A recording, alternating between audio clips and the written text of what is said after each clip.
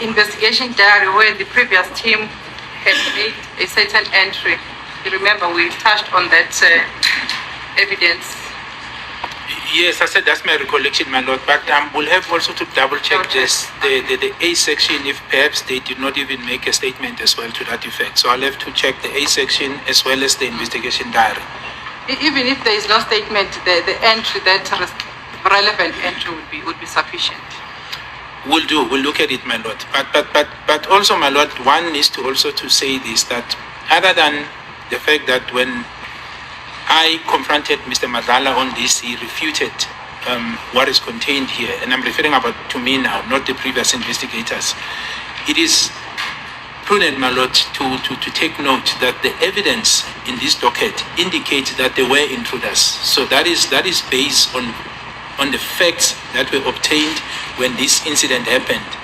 There's direct witnesses who were inside the house. There's neighbors who saw intruders before and after the incident and running away from the house.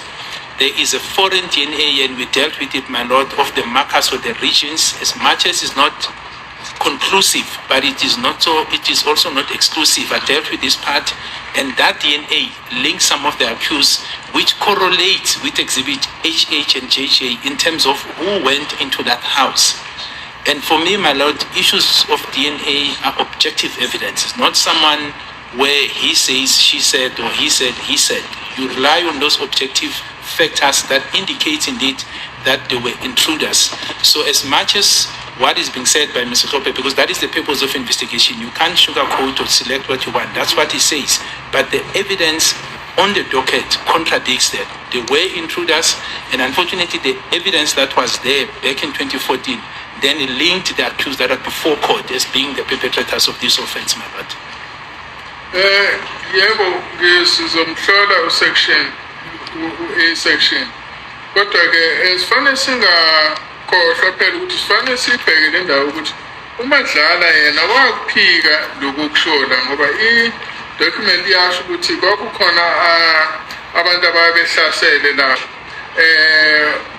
kungena kuphela osho njalo, kodwa ke lokhu kusekelwa yilaba abantu ababekhona lapha endlini ukuthi yebo babekhona abantu abafike bahlasela abantu omakhelwane nabo bayasho ukuthi babekhona abantu abahlasela ngoba bababona noma sebebaleka.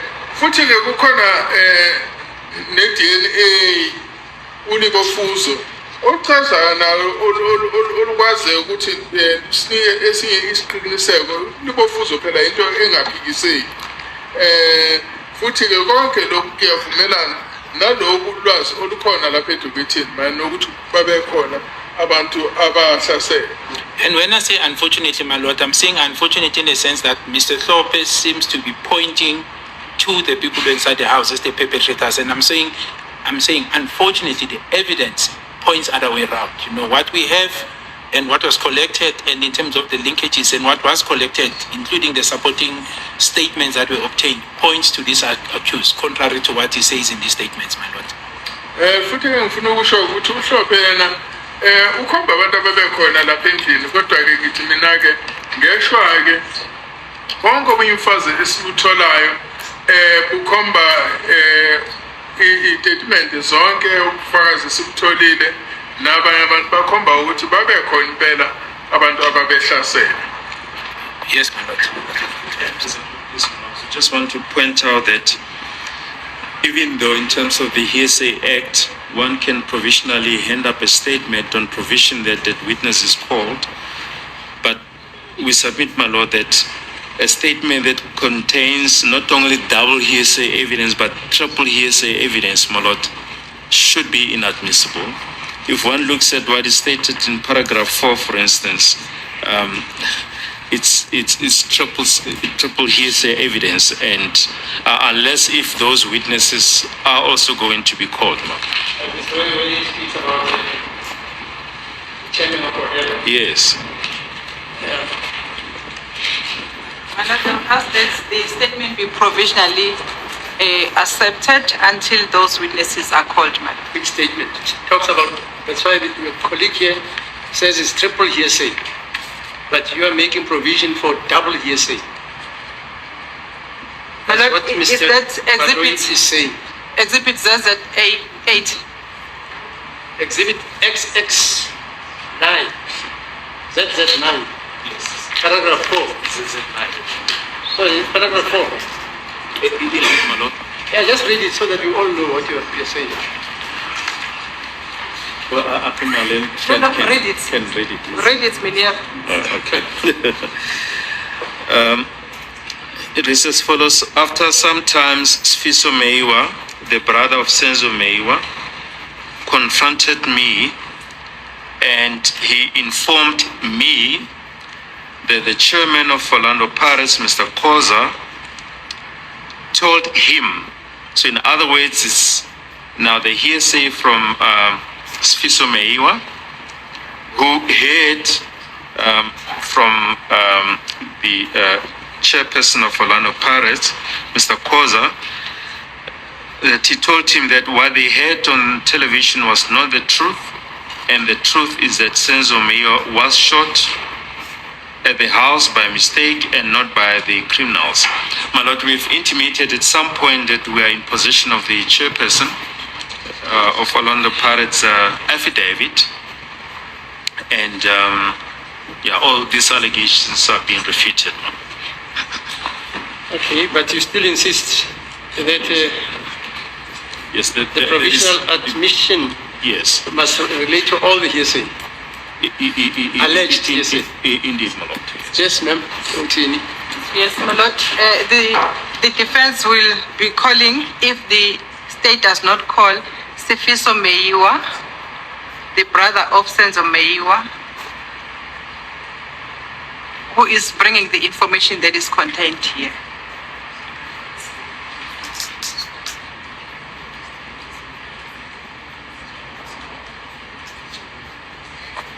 Yeah, okay.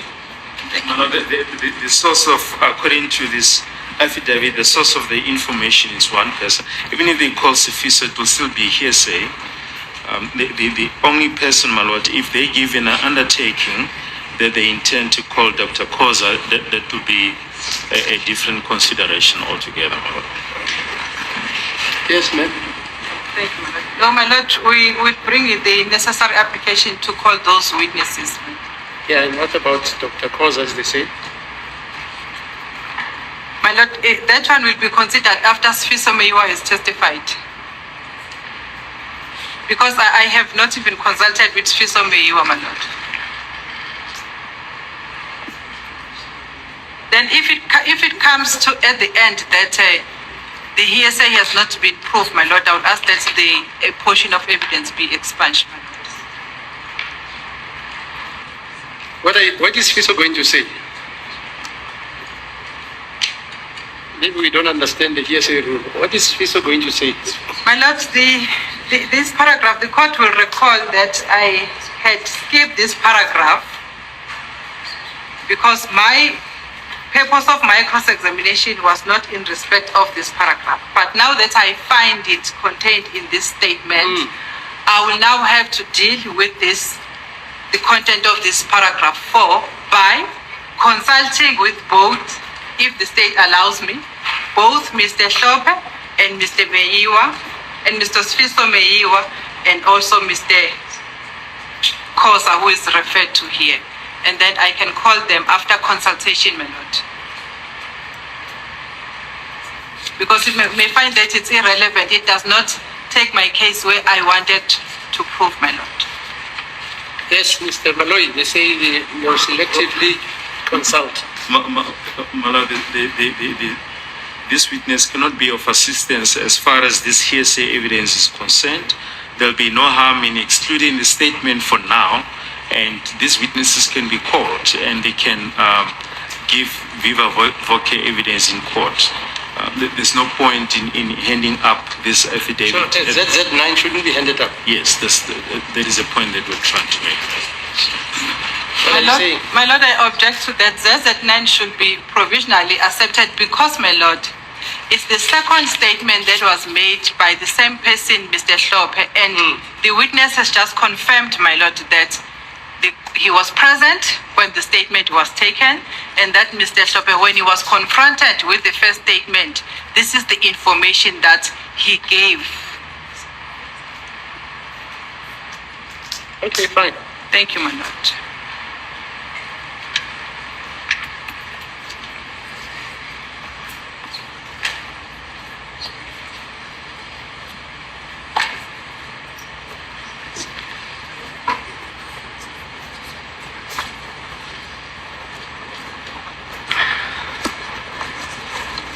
Brigadier, I will ask to pause here regarding that entry that you're going to double check it for me if we can able to locate it. If we cannot be found, it's okay. We'll then close this portion of evidence tomorrow morning. I understand, my lord. Thank you. My lord, in the morning, Sorry, if I can be sorry to interrupt you. The defense wants the witness to consult the C portion of the docket, the diary. The defense, in terms of the Shabalala decision, is not entitled to the information in the diary. We therefore submit, my lord, that that request is incompetent. It cannot be made. Yes, ma'am. thank you. My lord, I'm also aware of the decision of that case, but my lord, I submit that when I put question to the witness is the one who made a reference to that entry, my lord, and I'm not asking for the full disclosure of whether it's B clip or C clip, but just that entry wherein he referred. Yeah, but the state is objecting to that. My lord, I'm asking, my lord, I'm saying the objection should be overruled, my lord. I can because- overrule it. It's a constitutional court judgment. Yes, it's a constitutional State judgment. versus Shabalala. But I submit, my lord, that the evidence is relevant at this point in time But I can't overrule it. because the witness has made a reference. I can't overrule it. As the court pleases, my lord. The law. It's not me. It's some 11 wise men in Bramfontein As the court pleases. who say that. Okay. Yes, let's continue. Brigadier, you had made a reference to the entry wherein the previous investigating officer ruled the information given by Edward Hlophe, saying that Dumelo Madlala told Mlungi Sizwane Hlophe that Zandile had a fight with his boyfriend and Senzo tried to separate him and accidentally shot went off and Senzo got shot and died. You said, Brigadier, this information, this part of evidence was dismissed by the previous investigating team. Did I get you correctly? ngikuzwe kahle yini umuthi ke lapho uEdward Hlophe ekhuluma ngomlungisi Hlophe ukuthi kwakukhona ke ukuhelizisana noma ukudlulisana phakathi kuka Dr. lo wakakhumalo uDadewabo Kelly ne boyfriend yakhe uthe lokho ke kwaqhika. My lord, my recollection is that I've said these assertions were followed up by the previous investigators and they found no basis. I think that's the term that I used. Then I said subsequently, my turn when it came, it was also refuted by Mr. Madlala. When I was asked insofar as where would it be, I don't think I was asked, I just said it in one sentence, my lord, to say, no, I was asked by Dr. Msholot to say, where is it? Where was it followed up? And I said, my recollection, it may be in the C section where the follow-up of this statement, because this statement, my lord, the first statement was taken in 2015. So the initial investigators, my lord, followed the investigation. And I said, my recollection, they found no basis. And I was asked where. And I said, my recollection, it could be in the C section. And I said, now, recently, perhaps even in the A section, but one will have to look, because I'm vivid. What I can confirm is that when it was my turn and I took over the investigation, in actual fact, before even I took over the investigation, my lord, back in 2016, After obtaining the statement, we followed it up immediately. I didn't waste time because we were in KZN and Mr. Madlala was also residing in KZN. So we got the statement. Then I said, let's follow the statement up with an intention of getting a collaboration. And this is where I indicated that there was some difficulty because we were not known at the time. Through the intervention of the late Brigadier Modise, who then spoke to Mr. Madlala to allow him to speak to us, he refuted it back then. Fast-tracking to us taking over the case, my lord, I confronted him again and he refuted that he ever said something like this, my lord. Ngichaza ukuthi lokhu uMadlala wakuphikisa ngoba kwathi mangithola lolwazi lolo ngalulandela ngafuna ukubona ukuthi luyiqiniso yini lokhu yavela lapha ku-6 section statement sokuqala sasithola ngo-2015 kodwa-ke laba benza uphenyo lokuqala basichitha lesi statement. Nathi uma sesifika sisibheka lesi statement sathi uma sithi siyahlola sathola ukuthi no nathi siyasichitha lesi statement. And futhi-ke uma-ke silandelela zonke i-statement ezazilandela savele sabona ukuthi asikwazi ukulamukela lolwazi. Who are those previous IOs? It's Captain Lieutenant Colonel Mtetwa. He's the one that took the statement, the first statement, my lord, that was taken in 2015. It's Captain Mtetwa. She's a Lieutenant Colonel now. Is he still alive? Colonel Mtetwa, yes, she's still alive. Lieutenant Colonel Mtetwa futhi-ke lo Lieutenant Colonel Mtetwa uyena usaphi. And who else? Well, it's Lieutenant Colonel Mtetwa. Then fast-tracking to 2016, I spoke to Brigadier Modise. He's deceased, unfortunately. And 2016 sakhuluma no Brigadier Modise ngesho-ke akasekho emhlabeni.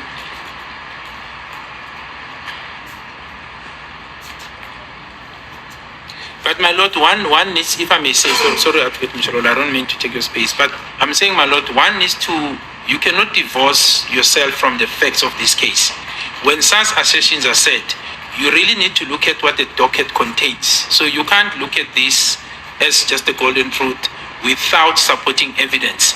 Yes, follow this up as I did, and that is why I said when such information comes, you need to investigate so that you take the collaboration, whatever that you need to follow, but then you need to come to the reality of the docket as to what does the docket says. Does indeed the docket or the evidence that you have supports the fact that there were no intruders, that this incident could have happened because of the infighting. And there is no such evidence, my lord. Even at the beginning, when one was not having these 5 accused in sight, what was very clear is that they were intruders.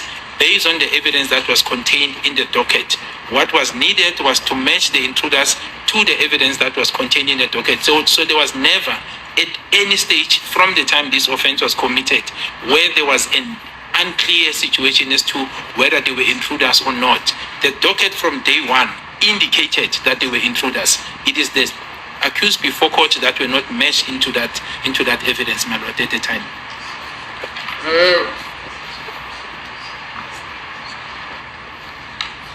Uma ubheka okubekiwe phambi kwenkantolo kufanele awukwazi ukuthi uzehlukanise kulokhu okubekwe nolwazi olubekwe kwi-document. Kufanele ubheke ukuthi kukhona yini ubufakazi obuxhasa lo ubufakazi obutholile. Kufanele ucheck na ku-document ngoba ukwazi ukuthi ungayibheki i-document ukuthi yona misiphelele yonke ikhuluma ngokuthini. Kodwa-ke esikubonayo lana okuvele kucace kalula ukuthi babekhona abantu ababehlasela. Akukho kwakungekho ukungabaza nakancane ukuthi impela abantu kulolu lwazi saluthola akukho ukungabaza ukuthi impela bakhona abantu ababehlasela.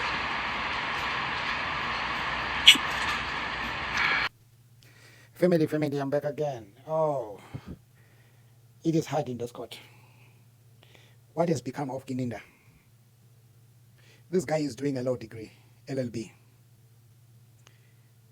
But what he is doing in court, you seem not to understand the law and the way DNA works. Because DNA, there are some ports that have to be filled.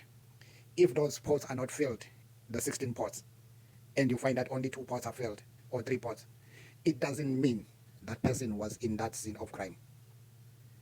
Because part of the DNA, when somebody is a male, the DNA will pick, no matter who, even if it was me who was not there in the scene of crime. Because I'm a male, it will pick on me. If that head was wet by a man, then they find the DNA of a man. Because it has to separate it, whether it's a female or a male. So Gininda is kind of not understanding what is really happening with DNA. When they use the word, the 5 accused were excluded from the DNA of the head and the swabs in the house. But in front of the judge, that should have warned Gininda that you cannot keep on saying DNA puts the accused in that house, because the results are saying these accused are excluded, not included. But Gininda decided to bring that up. I don't know why Mshorolo didn't object to that. Because such kind of evidence, when it's brought to court, somebody keep on lying in court and bring up such evidence. He needs to be called in order. Like Mnisi used to do. Immediately he was trying to do this kind of thing, Mnisi will just stop him right away and say, stop, this is not factual. And Numaro did the same thing. He stopped Brigadier because he keep on talking about evidence that is not there of the DNA. He pick and choose. It excluded the people who were in the house. They were excluded from the DNA of the head and the swabs. Only Zandi was included in a can of, I don't know what liquor was there, that Zandi was drinking. But what Gininda is doing, he accepts the results of excluding the people who were in the house. And when the same results come to the 5 accused and say it excludes them, to Gininda, the bells are ringing in his head that it means it exclude and include. Those are 2 different terms. But to Gininda, the only thing that rings in his head is that the results are including. This evidence that he's trying to put up, and he's selling apples to the judge and say apples are oranges.